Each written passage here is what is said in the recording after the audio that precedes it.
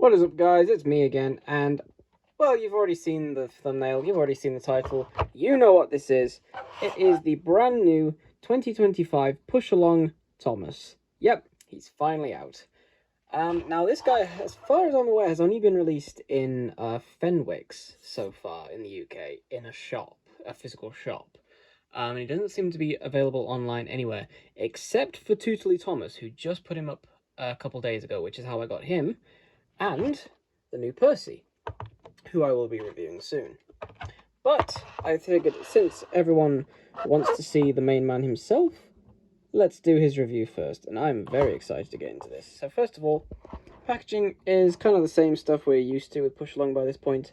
White border, green hilly background, character in the corner. These new ones all have the 80th logo. The back has nothing on it, which is pretty disappointing. I'd love if they had some actual promos of different characters you could buy, but they don't seem to do that anymore, unfortunately. But anyway, it doesn't matter. So reposition the camera and let's just get this guy open. Now, I will be comparing him with the older Push Along CGI Thomas in just a minute, but first of all, first in hand opinion of this guy. Yeah, I am. There you go, that's a good angle. I am a big fan of this new Push Along range.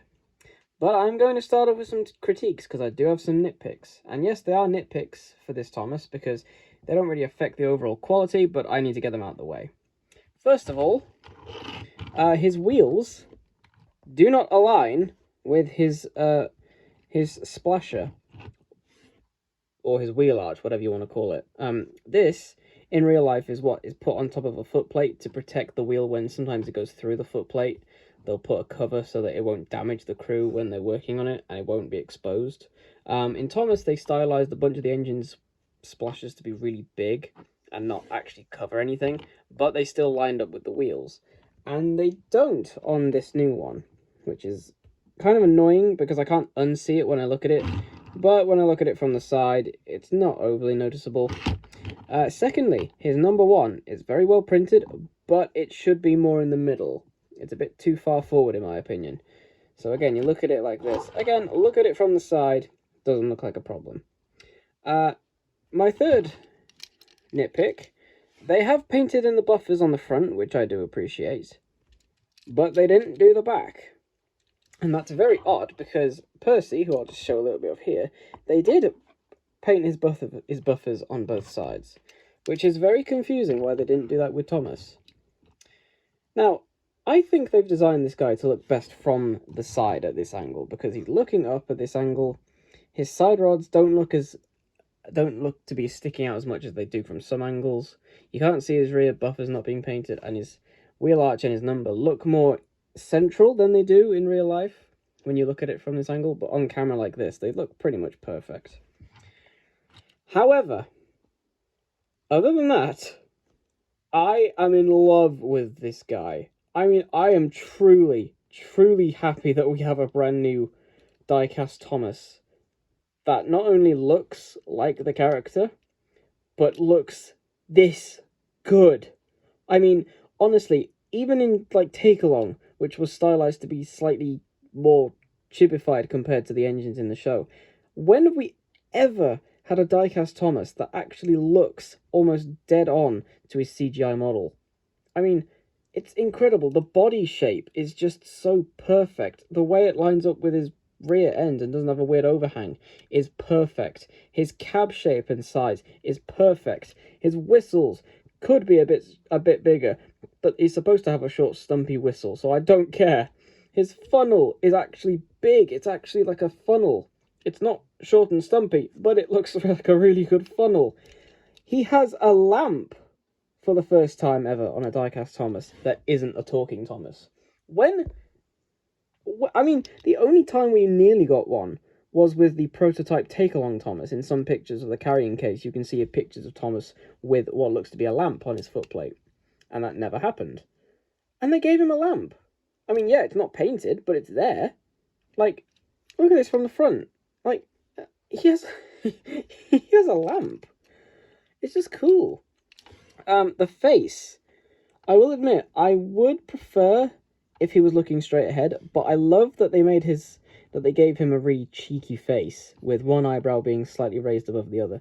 That's awesome. We haven't had that for a diecast Thomas, as far as I'm aware. I think it's the same face mold as the old CGI style Thomas that Mattel's been making, well, since 2013, really. But it's got new printing on it, and his eyes could be a little bit smaller. The whites of his eyes could be a little bit smaller, but other than that, the face is just perfect. It's fantastic. This guy actually, surprisingly, yeah, especially compared to the old one, which I'll show in a second, this guy actually has some pretty good weight to him, which I wasn't expecting. I mean, I think he's heavier than James almost. It's definitely like some good quality diecast in this for the which is very nice to see. There's not much I can say really that other people probably haven't already said, but like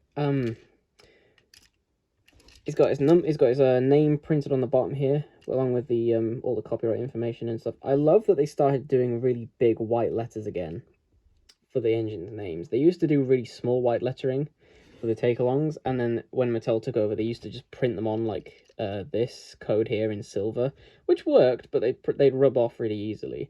And ever since 2020 for Push Along, they've been doing it in really big white lettering, and I think that looks fantastic because no kid's going to forget Thomas's name, but if they forgot a character's name like I don't know, Timothy or someone, they could just look at the bottom and go, oh, that's this character. It just looks nicer, in my opinion. It just looks nicer. Speaking of the bottom, so this guy, kind of unfortunately, is held in with a screw for his smoke box and a rivet for his body. Now, that's not a problem for me, because if I want, I'll probably get doubles of all these engines and paint up the running boards to make them look really good. But for people who don't own a drill, having a rivet there means that you can't really take them apart, because almost all of the All Engines Go engines, that's a mouthful, almost all the All Engines Go models used screws exclusively, so you could take them apart and do whatever with them. Any exceptions, I think, are Young Bao and Hero, and maybe one other that I'm forgetting. But anyway, we're not talking about All Engines Go, we're talking about the good design of Thomas again. Now, I did mention this with James, but Thomas now, and all the other engines, now have side rods. And I'm showing you them from the worst angle now, from the front, because they do stick out like a sore thumb. But looking at them from the side, I'm very glad that they put these on. I mean, like the last time engines in diecast had side rods that weren't toys from Japan was the Earthal days. And these side rods are so much better than those because they're actually detailed. They look like the side rods that Thomas has in the show. I do also like the way they've positioned them. I don't know if I said this with James or not, but they've put them slightly forwards so that so like the front of the side rod here isn't just above where his wheel is here. It's slightly further forwards, so that it looks like it's in a motion, if that makes sense. That probably doesn't make sense, but it's well designed, basically is what I'm trying to say.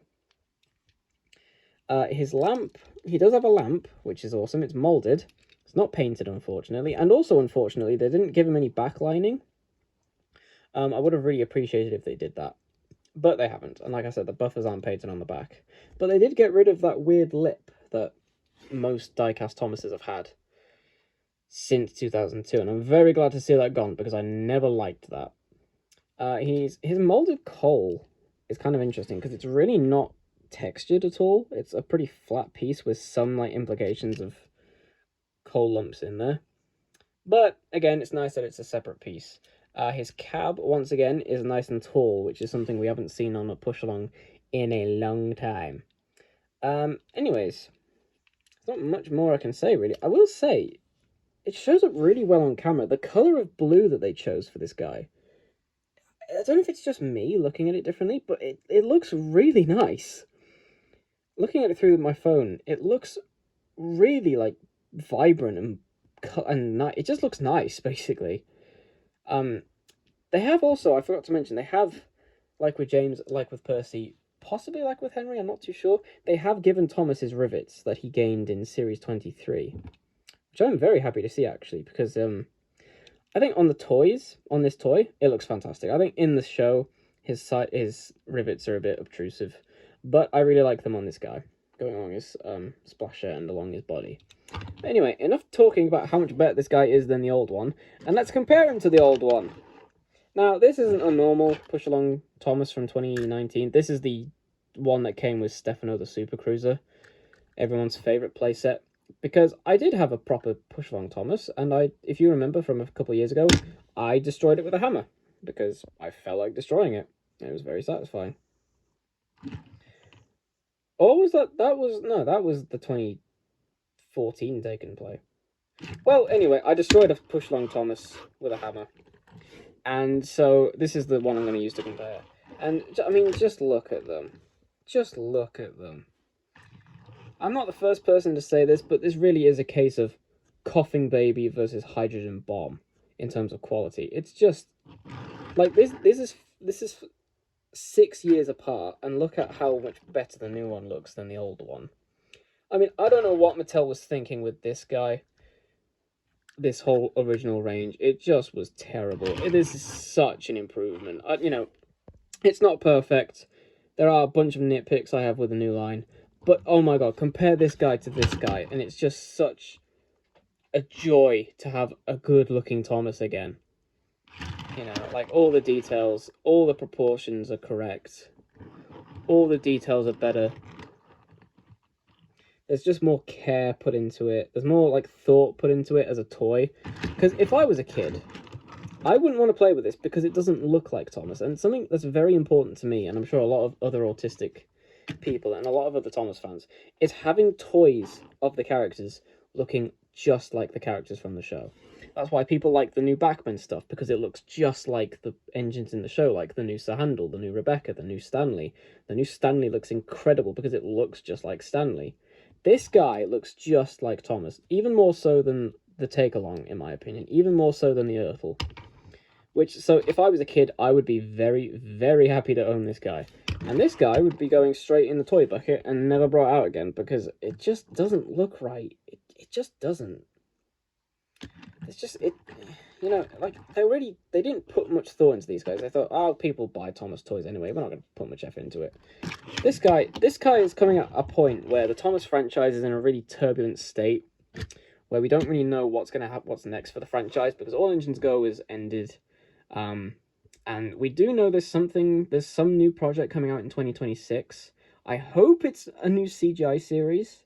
Not necessarily in the same style as it used to be, but something to do with them re-releasing the original designs for the engines, and this big push to bring the classic comeback for Thomas.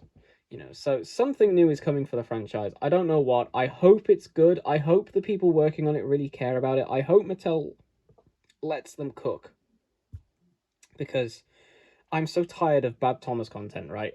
And this is the first good, objectively good Thomas thing that's come out in years. Like, I can defend the All Engines Go diecasts, but I don't really care about All Engines Go as a show. And, you know, objectively, they were worse than what was coming before. But well, I mean, not this. The All Engines Go push-alongs were a vast improvement to this. That's just a fact. But, like, you know, compared to the 2012 Taken Plays, this guy is still an improvement. It feels like even the plastic quality just feels better on this guy than it does on this guy. Like, this guy feels like you could break him in half.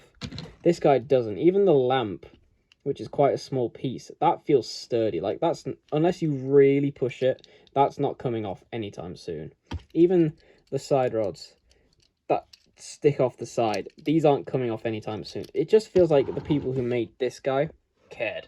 And that's something that's very important to me. This looks like Thomas, and that is why I think I'm going to make the definitive statement.